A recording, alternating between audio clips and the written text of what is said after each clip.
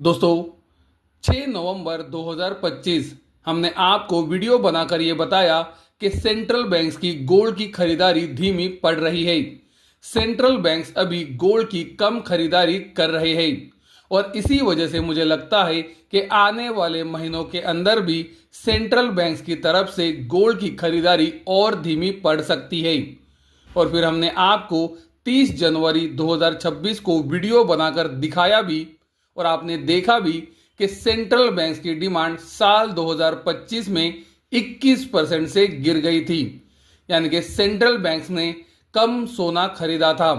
और फिर 30 जनवरी 2026 के बाद गोल्ड की कीमतों के अंदर क्या हुआ ये आप सबने देखा भी।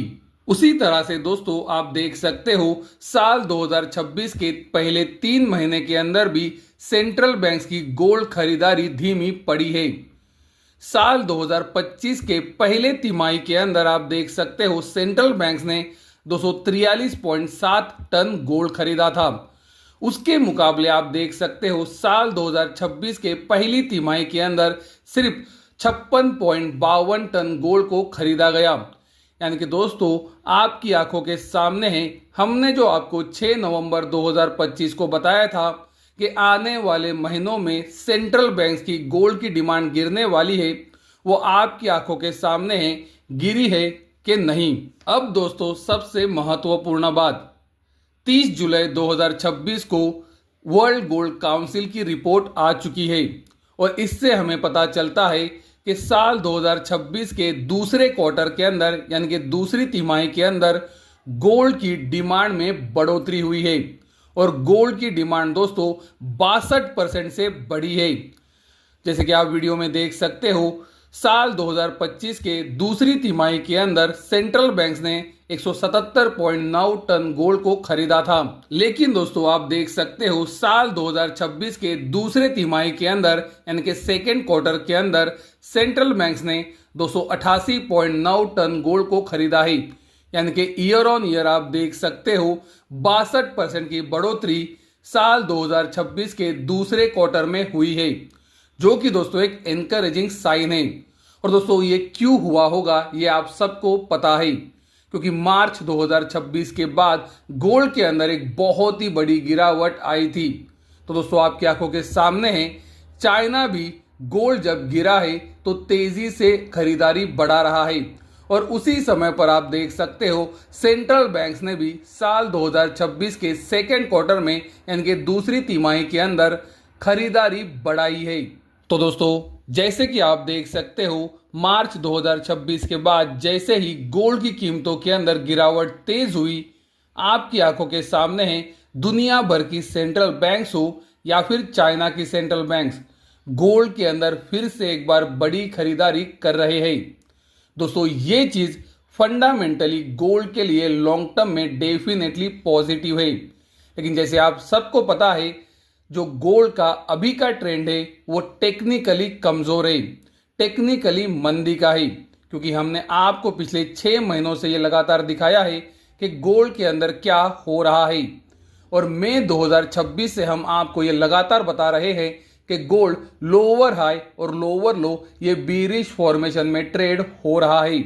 उसी समय पर गोल्ड 200 दिनों के सिंपल और एक्सपोनेंशियल मूविंग एवरेज के भी नीचे है, जो ये क्लियर इंडिकेट करता है कि गोल्ड का अभी का ट्रेंड मंदी की तरफ का है।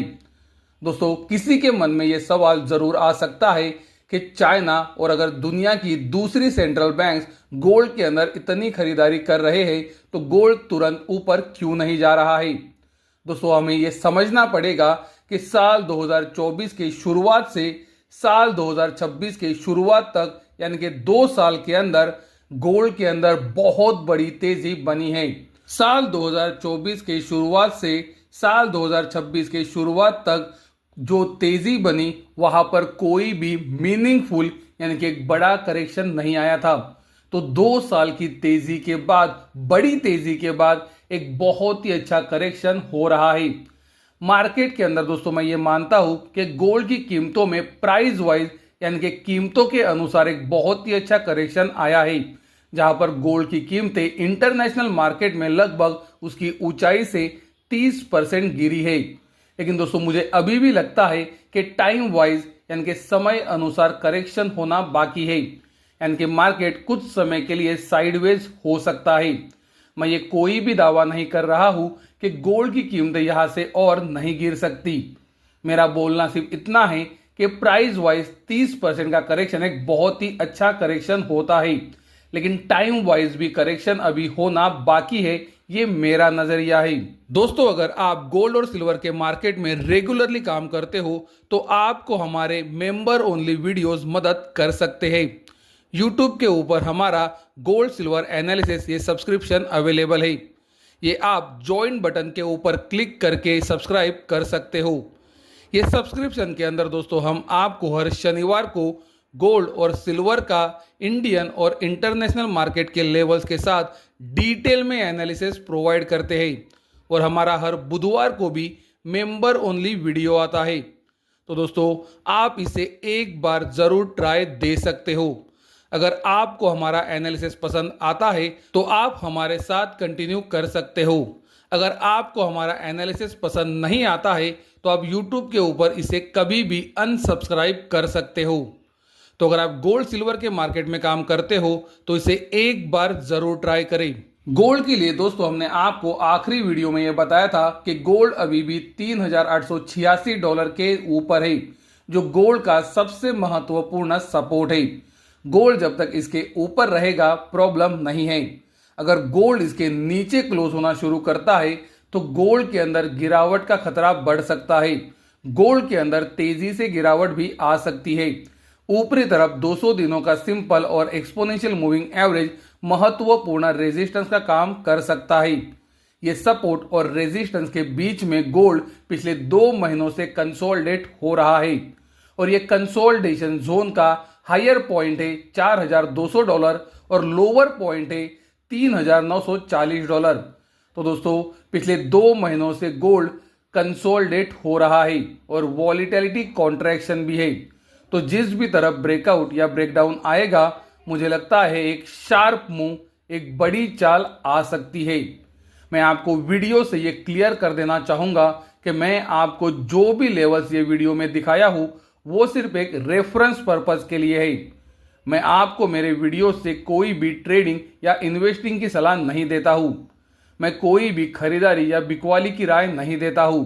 अगर आप कर रहे हो तो आप अपने रिस्क अनुसार कर रहे हो।